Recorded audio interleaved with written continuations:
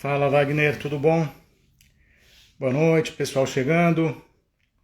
Tudo bom? Estamos aqui com mais uma live da Orquestra Base de Corda.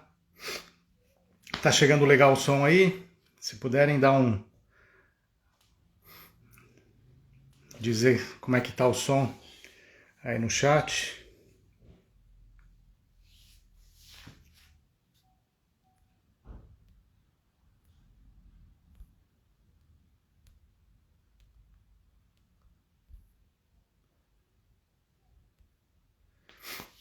Tá chegando legal o som aí, Wagner?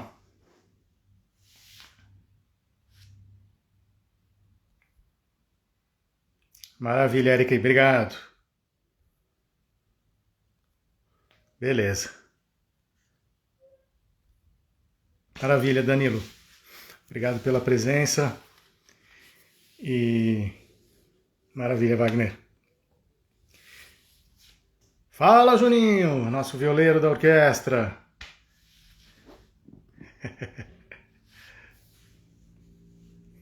Esperar mais um pouquinho para chegar o pessoal chegando. Essa live ela faz parte de um projeto, ela está dentro de um projeto de gravação de CD. A Orquestra Base de Corda é o grupo do qual o Wagner, que vai estar aqui falando daqui a pouco, ele faz parte. O Júnior também, o Júnior tá, nosso violeiro também, é o violeiro da orquestra, ele tá assistindo aqui, tá acompanhando a live aqui com a gente. E a gente gravou recentemente um CD, que tá um CD físico, e que vai estar nas plataformas, mas temos o CD físico também. Então, essas lives elas fazem parte são contrapartidas do projeto. É um projeto que o projeto que possibilitou a gravação desse CD faz parte da Lei de Incentivo de Curitiba, o projeto de incentivo à cultura, um projeto que permite acontecer várias ações, várias gravações, shows, concertos. É um instrumento poderosíssimo aqui na cidade de difusão e divulgação e realização de vários projetos culturais, né? Então, hoje a ideia é conversar com o Wagner Benê, que é o nosso baixista, e ele vai trazer um pouco da história de como o contrabaixo entrou na vida dele, como a música entrou na vida dele, e a gente vai até ele chegar na orquestra e de que forma o contrabaixo se encontra na orquestra, né? De que forma ele desenvolve o trabalho como contrabaixista dentro do nosso grupo, né? Então, deixa eu já chamar aqui o Wagner para a gente já começar esse bate-papo. Por favor, fiquem à vontade para participar, fazendo comentários e se quiserem mandar perguntas também, fiquem bem à vontade. A ideia é que a gente leve esse workshop. O workshop é só o nome, né? A ideia é que a gente mais bata papo do que qualquer outra coisa. Falar de música, de baixo, de contrabaixo e vamos lá, deixa eu ver se o Wagner entra aí.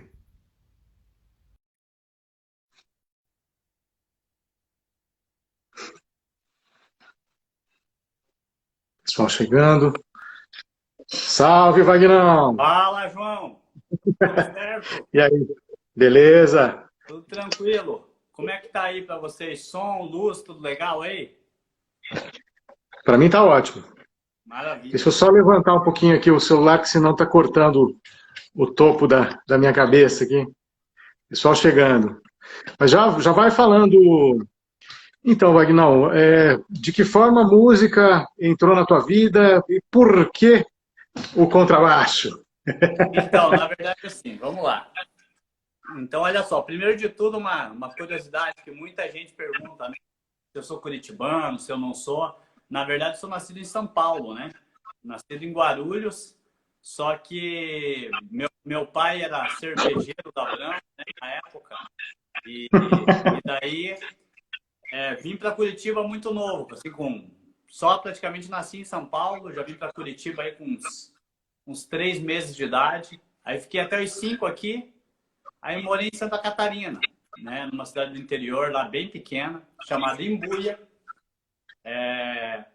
E nessa cidade não existiam músicos, né? O máximo que acontecia eram os bailes de vaneirão na época lá, né? E apareciam os grupos lá, né? Do Rio Grande do Sul, geralmente. E daí tinha os bailes lá, né? E então eu não tinha muito contato com música, mas de escutar, né?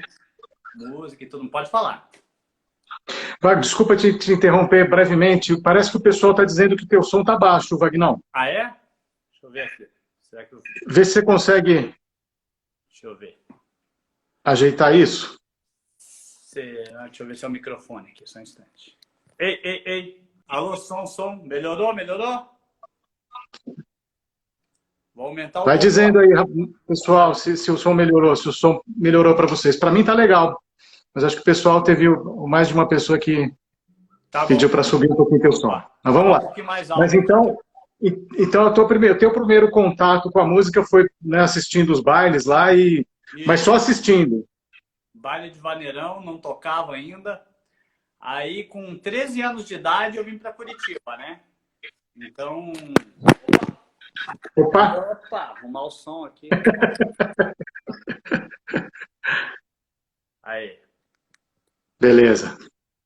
Então, com 13 anos, eu vim para Curitiba. E aí que realmente começou o contato com a música, né? Comecei na banda de escola, né? Aí começa a escutar as bandas de rock and roll, geralmente, né? Então, comecei lá com meus amigos de colégio, escutar as bandas, tudo mais. E ali, por uns 16 anos, por aí, eu comecei a fazer minha primeira banda. E aí, é engraçado que o baixo, eu não tinha tido contato, nem de saber o som do instrumento até essa idade. Era um negócio, assim, bem... Eu não tinha muita noção, não. Daí, chegou na hora lá da banda, aquela velha história, né? Ah, já tem um baterista, tem 2 que tocam guitarra, aí, ó, sobrou o baixo para você. E aí, foi paixão à primeira vista, né? Esse aqui, ó, esse verde aqui atrás, é o meu primeiro instrumento. Um baixo Eagle, né? Na época. Lá no final da década de 90. E aí comecei os estudos, comecei realmente aí com a música, sabe? Mas isso era uma banda de rock, era banda de pop rock. Banda de rock and roll mesmo, rock and roll pesadão. Era a banda que tocava rock internacional, rock nacional. E aí eu comecei tocando rock and roll, comecei não só com uma banda, né? Comecei com essa primeira banda que eu tive. A gente tocava mais, era mais ensaiar, banda de garagem mesmo, né? E daí começamos a tocar em alguns bares e tudo mais. Mas até aí também de maneira super autodidata. Na época não era tão difundida a internet, então não tinha nem como a gente... Só com o professor mesmo, não tinha como a gente buscar alguma vídeo, essas coisas na internet, não existia, né?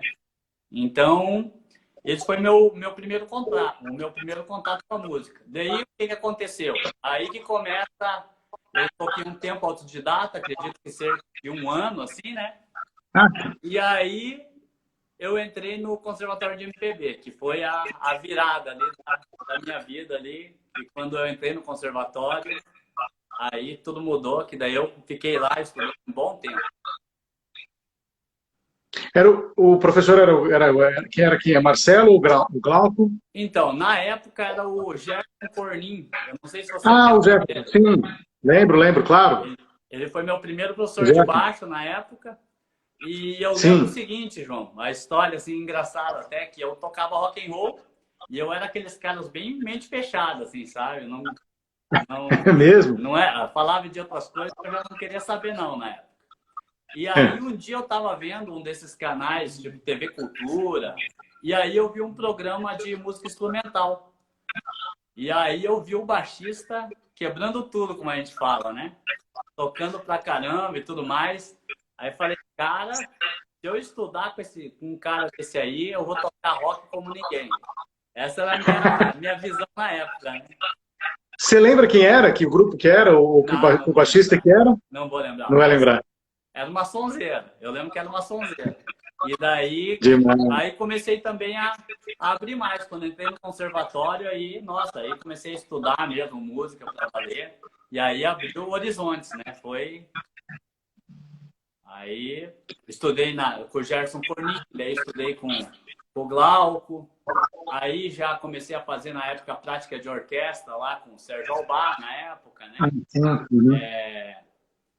E aí estudei com o Maurílio Ribeiro, estudei com o Luiz Otávio, estudei com o Vicente Ribeiro, estudei com uma turma Sim. lá que me ensinou, né? Fiz vários cursos lá, estudei violão, enfim, estudei harmonia funcional, estudei leitura e escrita musical, estudei tudo lá, né? Certo. Muito bom. E os baixistas que você acabou tendo como referência, além dos professores, né? Os Sim. baixistas aí você ia atrás, começou a ir atrás de gravações e de.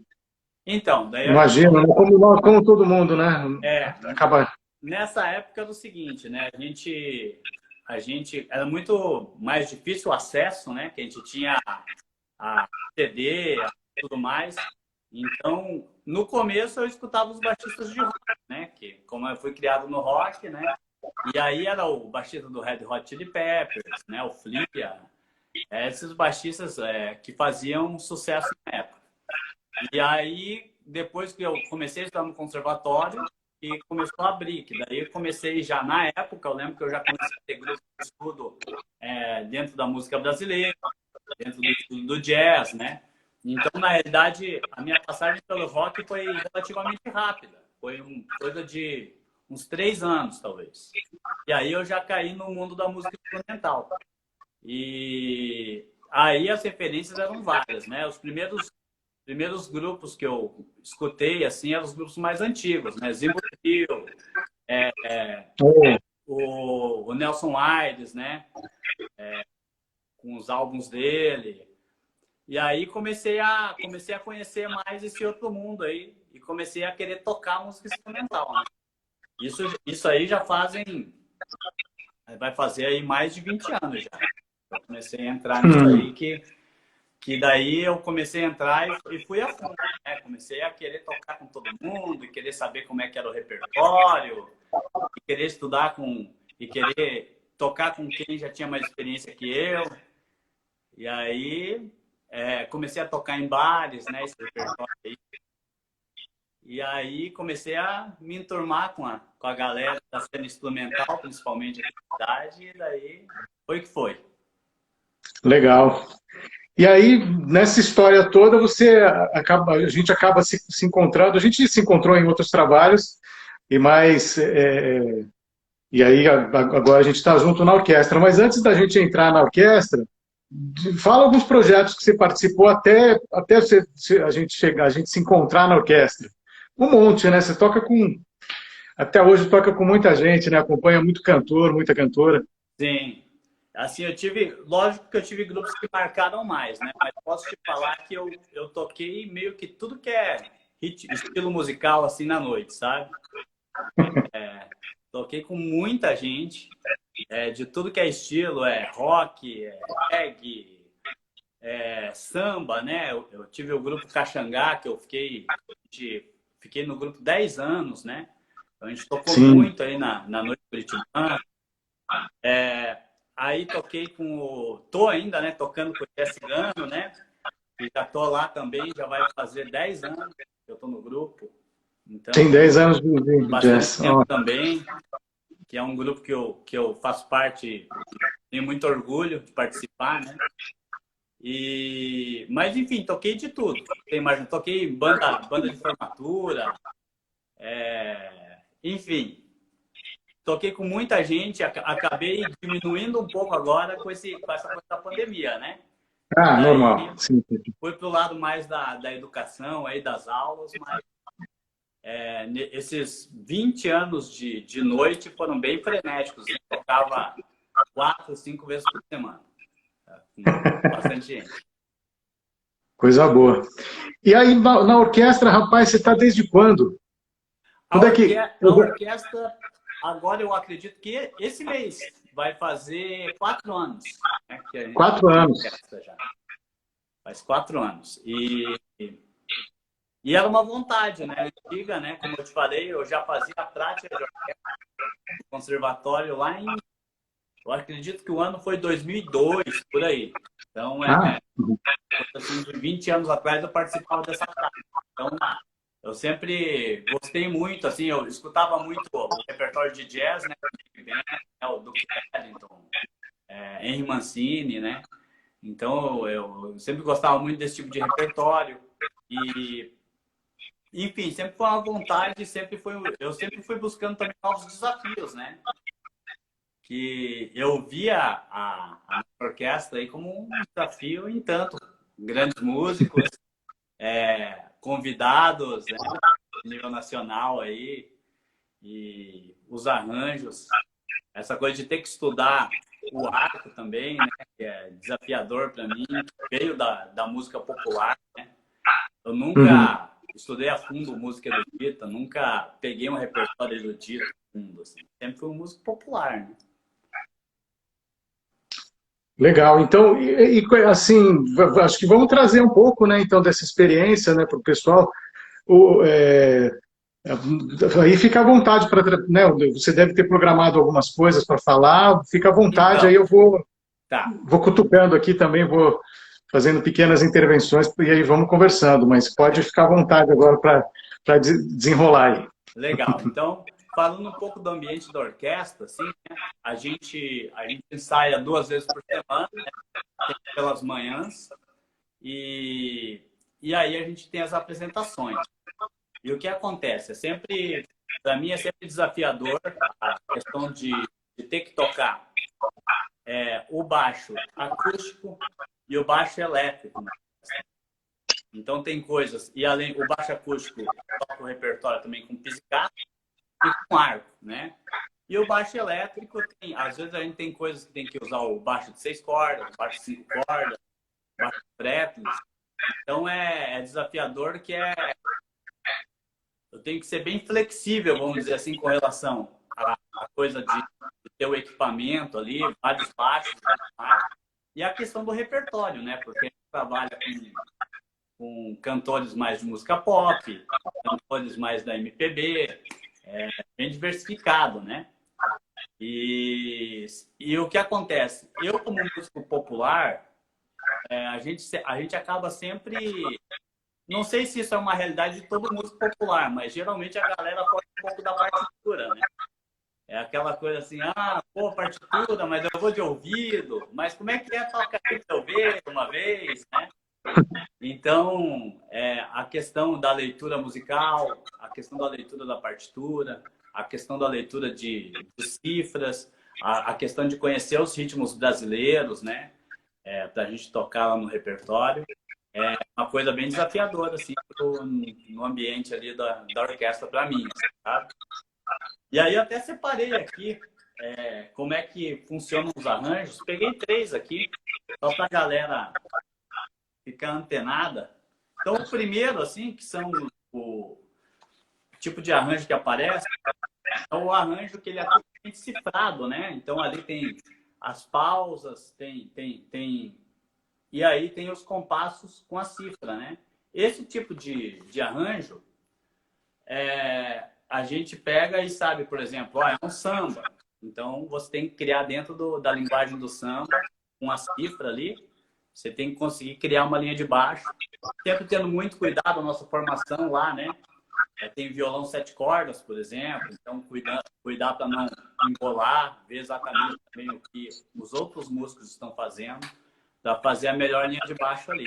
E daí, geralmente, tem algumas convenções que a gente tem, tipo, não sei se vai dar de visualizar aqui, mas aqui tem um compasso aqui com uma convenção, então as convenções são escritas, então cifras com convenções, né? Então é o primeiro tipo de arranjo que aparece lá na orquestra. O segundo é a partitura e cifra, né? Então, ali essa é um arranjo até que tem o arco aí no começo, e depois tem também uma parte cifrada ali que a gente vai construindo a linha de baixo. Então também é bem desafiador para mim, como eu te falei, a questão do arco, geralmente a galera cai com tudo na escola erudita, assim, então eu tenho estudado bastante, mas é sempre um desafio. E um arranjo aqui, peguei um outro Polca do Rosário, que ele é totalmente com partitura, né? Então, aí não tem nem cifra ali para salvar, então tem que ler mesmo, não tem muito como fugir, né? Então ele é totalmente com partitura aí, e aí tem que estudar, tem que ler mesmo. Então, é muito importante, né, a gente conhecer os estilos musicais, né? Conhecer essas ferramentas, né? Geralmente o baixista tem essa coisa. Eu trabalho como professor também há mais de 20 anos, né? E tem muitos alunos meus que fogem da partitura. Né? A galera tem uma cultura assim dentro do mundo do baixo, dentro do mundo de cifra, de tablatura, né? E a partitura, a galera tem aquele fica meio cabreiro, não, mas sei lá, putz, partitura, sabe? Então, mas é bem importante como ferramenta de estudo, assim. Imagine se fosse passar para cada um arranjo, né? Ficaria complicado, né? Então... Puxa, é bastante importante, né, trazer essas partituras, a forma como o arranjador pensa, como esses trabalhos são pensados. E isso acontece na orquestra e acontece em diversos outros trabalhos, né, que a gente ouve. A gente ouve o CD, mas muitas vezes não imagina todo o trabalho que tem por trás. Então, para o pessoal que está assistindo e que é instrumentista ou mesmo cantor, ou que está envolvido com a música, essa questão de aprender a notação, ou seja, ler partitura, né, é de fundamental importância para realmente se desenvolver na música e abrir horizontes, porque é a linguagem, né, pela qual os músicos, o arranjador se comunica com o músico, o compositor ele cria, e se muitas vezes, como você falou, se você fica só na tradição oral, muita coisa pode se perder, porque acaba tendo uma certa limitação na transmissão do conhecimento, né? Mais, quando você domina a notação e tem um ouvido bem desenvolvido, aí é o suprassumo do conhecimento e aí das possibilidades, né? Tanto como instrumentista, e abre as possibilidades para você se tornar arranjador e compositor, inclusive para registrar as suas próprias obras e tudo, né? Então, dá para se comparar com a escrita do cotidiano, né? A escrita ou seja, uma pessoa que fala muito bem, mas você imaginar que ela não escreve, puxa, ou não lê, não, né?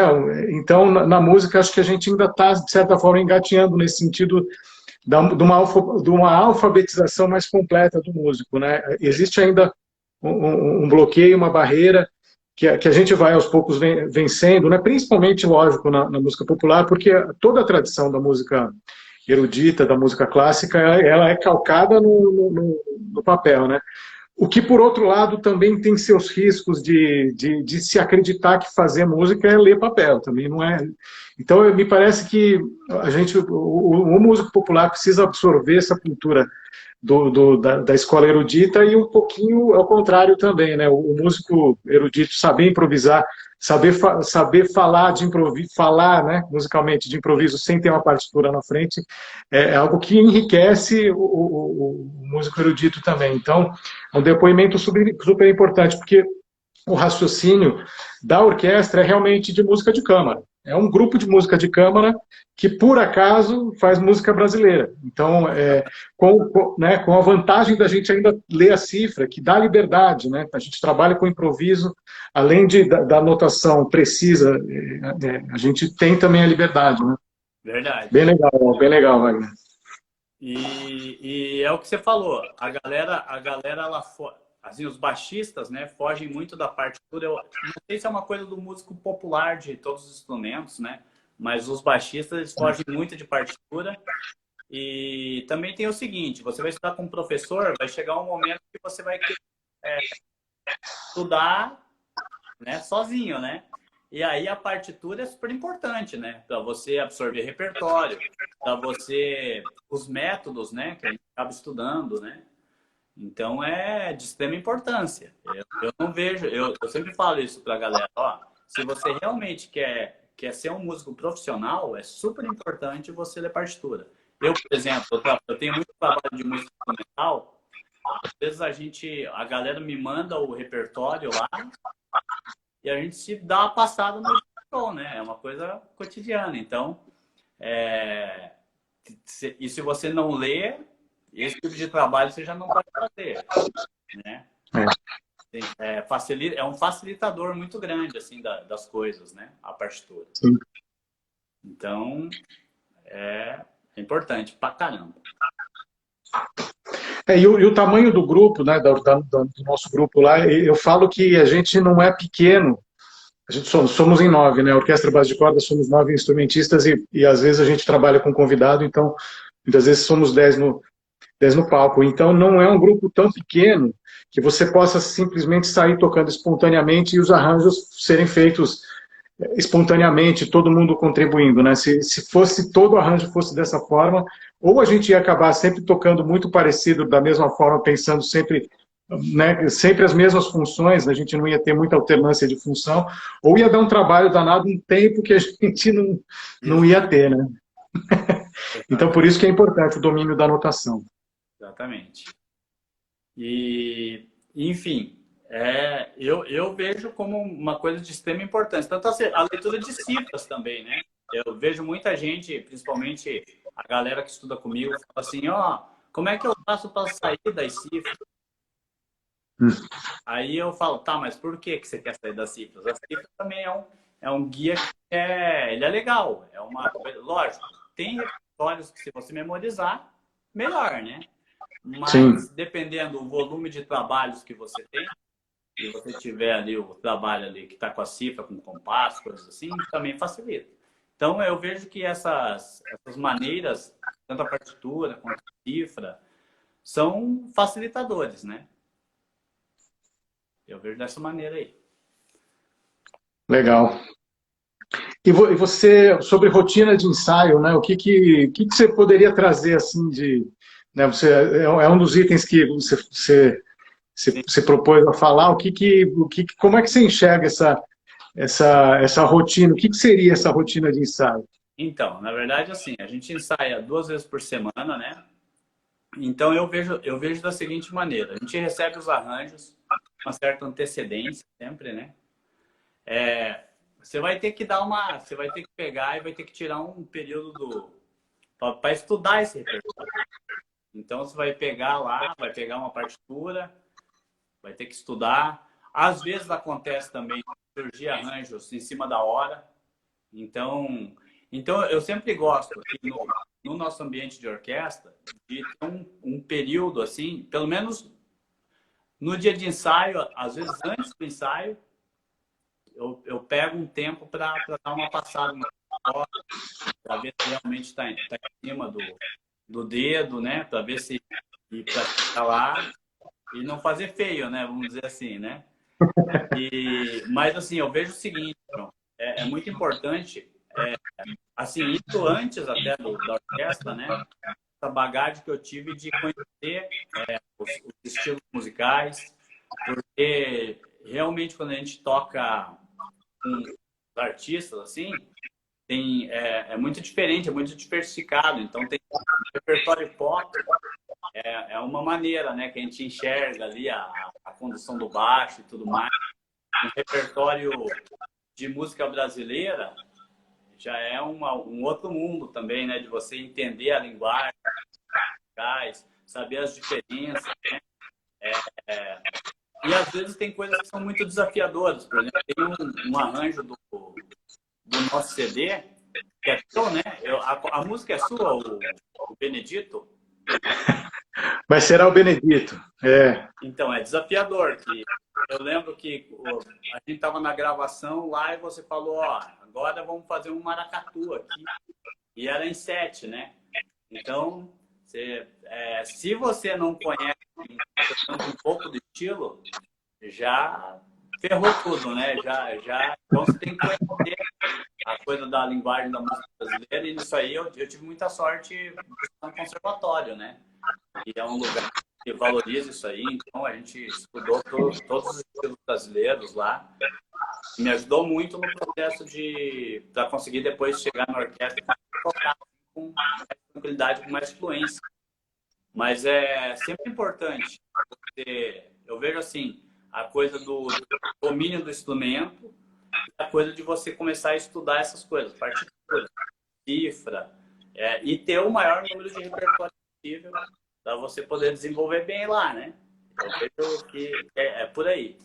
Então, quando você toca com algum artista, né?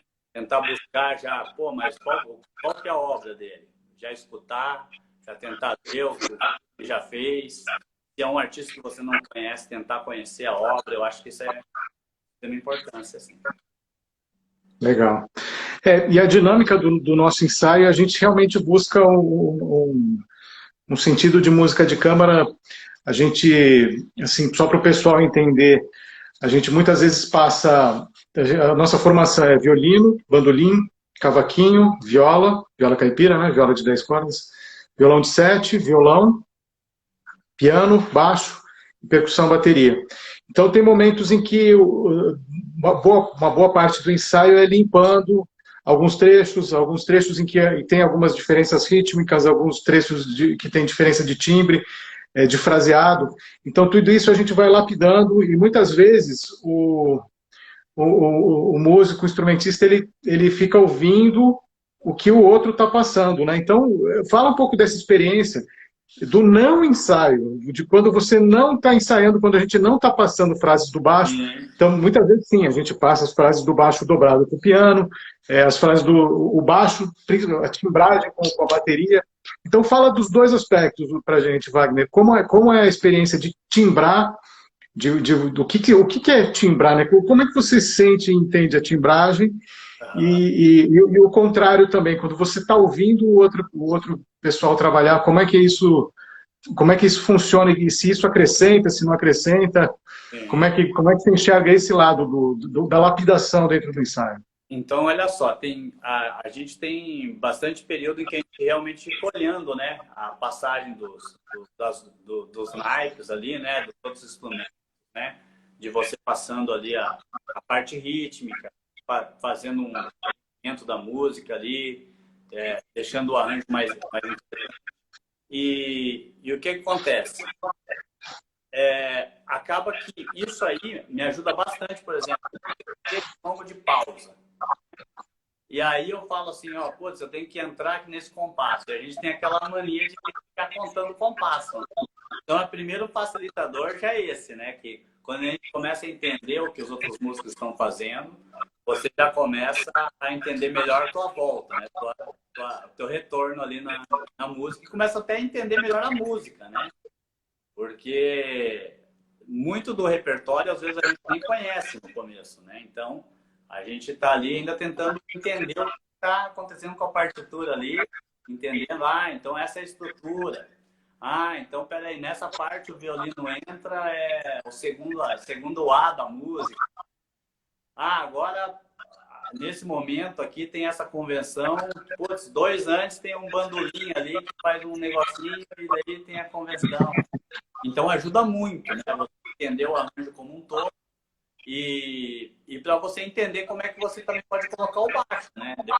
Se a música, se você tem uma liberdade ali de criação, aí realmente é de extrema importância você entender o que está soando no resto do arranjo ali.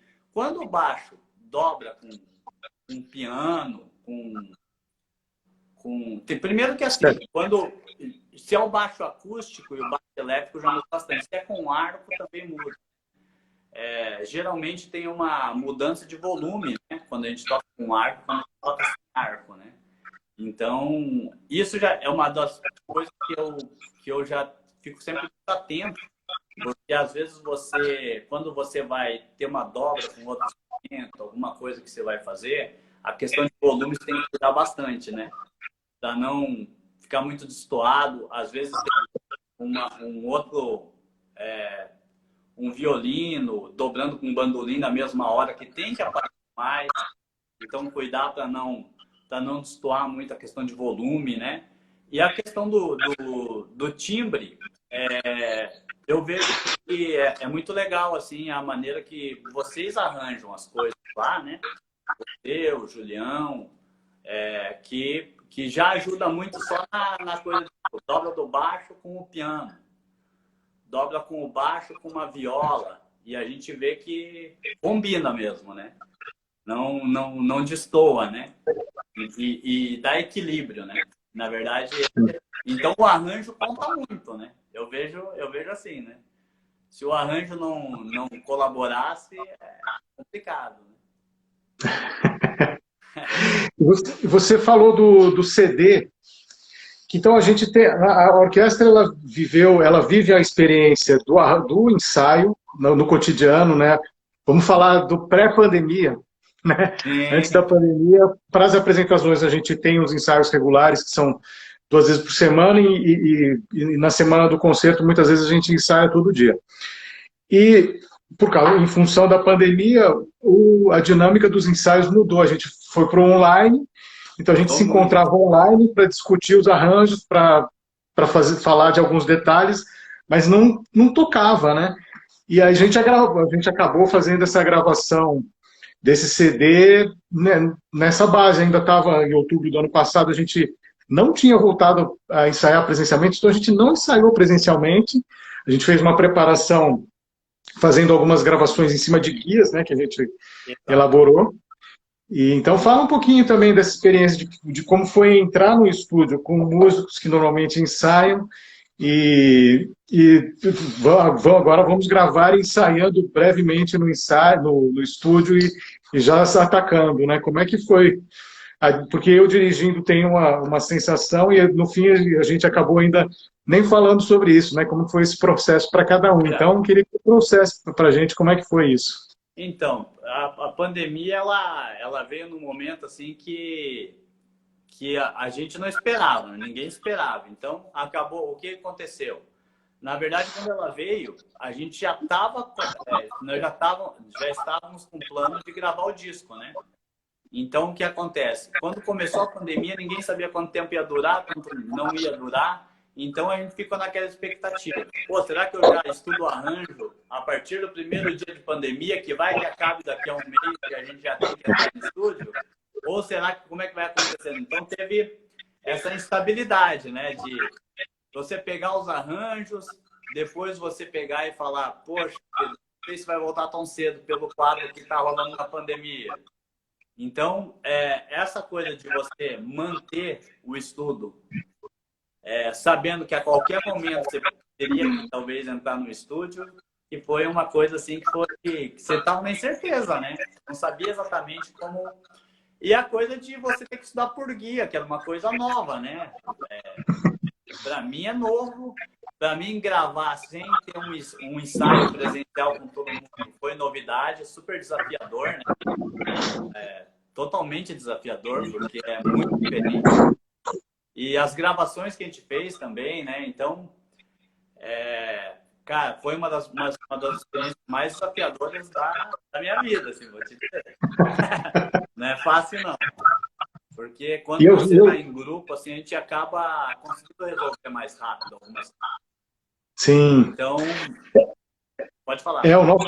o nosso plano inicial era gravar em junho de 2020. Olha só. Aí eu falei, quando começou, eu comecei a perceber que ia demorar. Eu pensei, vamos gravar em setembro de 2020. Acabamos gravando em outubro do ano passado, de 21, né? Exatamente. Mas a tua conduta, Wagner, foi exemplar. Eu posso te dizer que você sempre muito interessado e falando, estou estudando e realmente chegou no estúdio muito preparado. Boa. Você, né, foi exemplar, assim, deu para perceber que você realmente se entregou. Essa entrega, a orquestra de maneira geral Sim. se envolveu bastante, mas você especialmente, eu percebia que você estava muito interessado, muito preocupado no melhor sentido da coisa, né, de chegar no estúdio o mais pronto possível para fazer a música acontecer. E isso Foi tocante.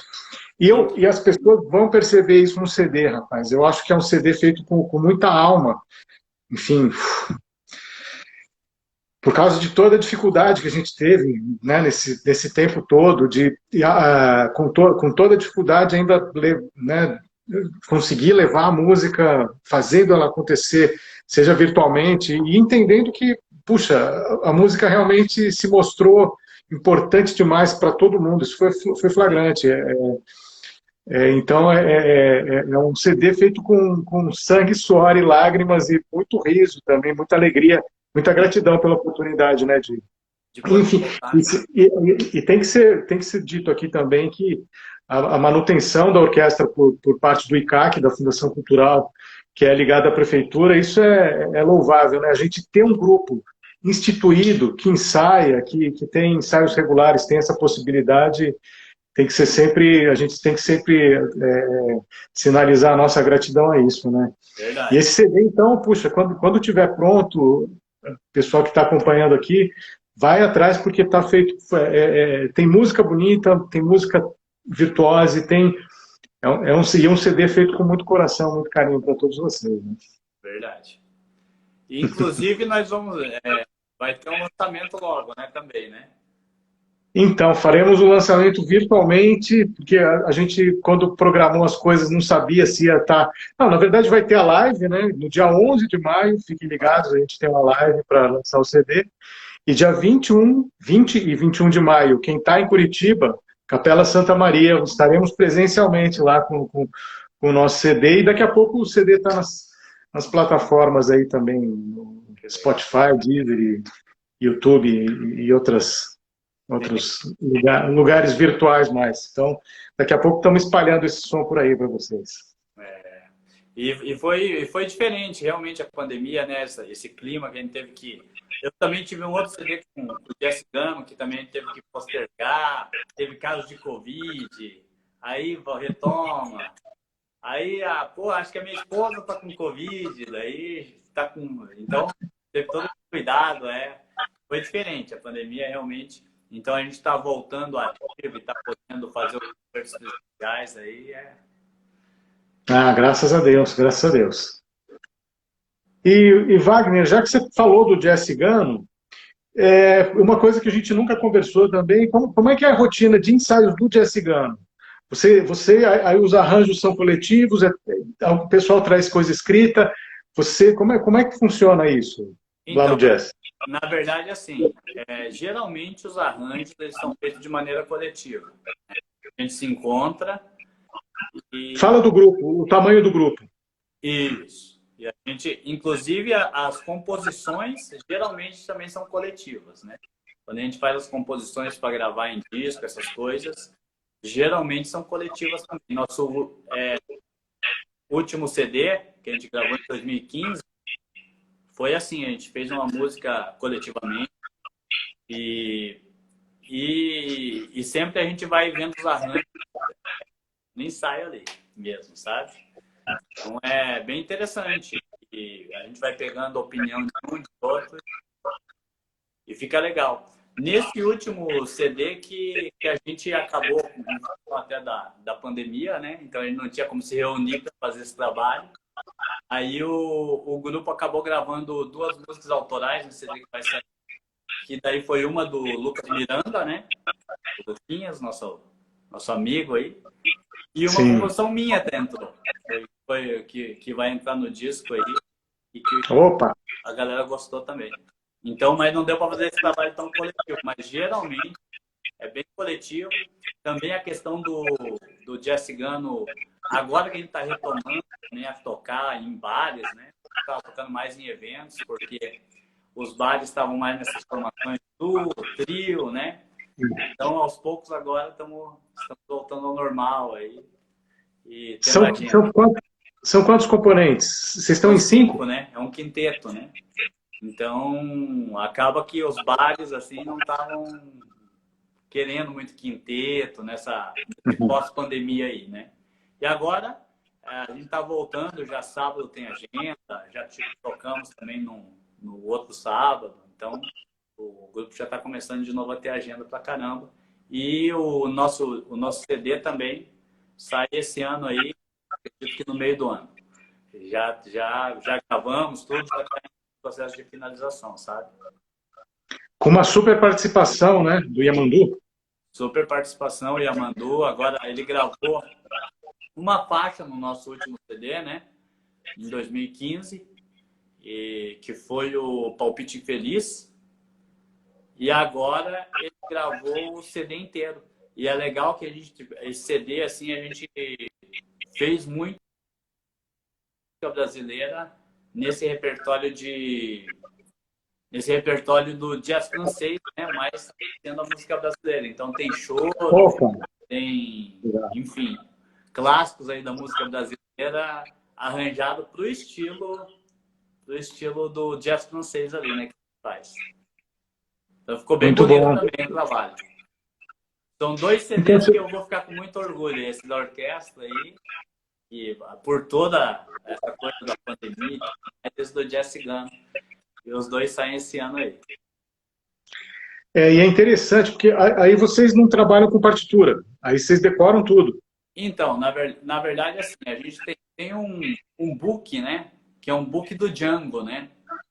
E ele é famoso, assim, no meio de quem toca jazz francês. Uhum. Então, esse book aí a gente até pega, às vezes, para consultar, mas geralmente é tudo tocado, memorizado mesmo. Tudo sem partitura nem nada, porque também esses books geralmente tem um outro errinho, então a gente acaba pegando tudo ali, já se é concerto que tem que consertar, já vendo o ensaio e já fica do jeito que tem que tocar, sabe? Legal. E você vê que interessante, né? São dinâmicas muito diferentes, né? Não. Um grupo com 5 pessoas, você realmente já consegue trabalhar de uma forma assim. Na tua cabeça, é como se você tivesse em 2 universos diferentes. Como é que é isso, né? Então, na verdade, João, a coisa do baixo acústico, quando entrou na minha vida, já foi um negócio assim que foi uma coisa assim que eu não imaginava, né? Na realidade, o baixo eu não já imaginava, quando entrou o baixo acústico, ele veio meio que por consequência, assim, sabe? Eu tava tocando baixo elétrico já há muitos anos, e daí um dia um amigo meu, o Guto, não sei se você conhece o Guto Krainski, ele também é baixista, e ele falou assim, pô, vai, nós dois somos baixistas, nunca vamos poder meio que tocar junto, né? Ah, Aí ele começou a tocar o washboard na época, aquela tábua de lavar a roupa, sabe? E aí ele falou, ó, você não quer comprar um baixo acústico e a gente montar um grupo de blues? E aí foi mais ou menos essa aí. Eu comprei, a gente formou na época a banda lá, Gringos Washboard Band, né? você tocou na Gringos, então. E eu Na fui primeira primeiro formação. baixista. Foi Sim, fundador, né? Fundador da banda. só E certo. aí, e aí depois disso, aí eu já estava com baixo acústico e comecei a desenvolver ele mais, né? E aí aí depois eu lembro que o Matheus, integrante da Cigana, começou a, a dar umas canjas com a gente na Gringos, e aí eu já fui pro Jazz Cigano. Então foi uma coisa assim meio natural, mas são mundos muito distintos, a coisa do baixo elétrico e baixo acústico, assim, né? Eu sempre falo isso pra galera. Às vezes a galera me pergunta, pô, Wagner, como é que eu faço a transição de um instrumento para outro? Eu falo assim, ó, eu não vejo muito, é um instrumento novo. Não vejo É um muito outro instrumento, né? transição entre uma coisa e outra, assim. Você tem que começar meio que do zero. É claro que, assim, existe uma lógica que ajuda, mas se pensar no aspecto técnico, principalmente o arco, né? Aí o arco é outro universo mesmo, né? O arco, a digitação das escalas, tudo. Sim, Porque claro. o baixo acústico ele tem um lance que a gente não usa o dedo 3, né? Quando você toca. Então, isso aqui é uma distância de um tom, né? O dedo, esse e esse. Então, aqui está um meio tom no meio. Então, acaba que tecnicamente muda o jeito de tocar, Sim. a força que tem que usar nas cordas, né? Então, tem diversos aspectos, assim, que realmente requer, assim, estudo, né? a coisa da afinação, né? E daí, o baixo elétrico, a gente tem uma cultura muito de... Se der para tocar com corda presa, né? Desculpa, acho que falhou um pouquinho o final. Se der para tocar com corda A presa? corda presa, a gente, se puder tocar com corda presa, a gente prefere. Sim. E até por mudança de tonalidade, mudar de tom, tá no dedo. O baixo acústico, já o raciocínio é outro. Sempre que puder tocar a corda solta, toque. Porque ela vai te ajudar na afinação. Afinação, referência de afinação, né? Isso. Então, a corda solta, os harmônicos. Realmente é outro instrumento, assim, sabe? Legal. E, rapaz, nesse tempo todo de orquestra, tem algum show ou algum momento que te tocou mais, ou que tem alguma peculiaridade, algum ensaio, algum momento que você destacaria por ser engraçado ou por ser mais emocionante? Então, Você tem essa relação com os momentos da orquestra, com algum momento? tem. Eu tive um momento assim que para mim foi único na minha vida. Primeiro de tudo, raramente familiar vai me ver eu tocar, tá? Pai, mãe, irmão, os caras sabem que eu sou músico, mas ver tocar, ver tocar é raro, hein? E aí... Mas é que tua família não está em Curitiba também, né? Do Renato Teixeira, né? Eu lembro, Então isso foi demais. foi a primeira vez que eu toquei no Guairão na vida. Eu não sabia. E já era Eu um não marco lembrava. pra mim, né? Já foi uma coisa assim que eu falei, nossa, cara, vou tocar no Teatro Guaíra, que legal. Pô, no dia do meu aniversário ainda, né? E aí vários familiares, por ser meu aniversário, foram no Guairão assistir, né? E aí eu recebi o parabéns lá, né? Da orquestra inteira, com o Renato Teixeira, com todo mundo, o teatro inteiro cantando parabéns pra mim. Pô, foi. Eu sempre falo, ali zerou a vida já. Ali já. Então foi o momento mais marcante para mim até hoje, com certeza. Foi esse dia aí, que foi bem no dia do meu aniversário. Rapaz, é verdade, inesquecível mesmo. Aquele Guairão lotado, a gente cantando aquele parabéns. Foi lindo mesmo, que legal, que legal. Porque eu não sabia que era a primeira vez que você tinha pisado no Guairão. Primeira vez de Teatro Guaíra. Já tinha gravado com o Teatro Vazio lá uma vez, mas assim, tocar um show mesmo com o público. Guairão lotado, né? Pô, foi a primeira vez. E bem no dia do aniversário, com o Renato Teixeira, né? É um cara que presentaço, e né? aí tá recebendo parabéns ali do teatro inteiro, foi.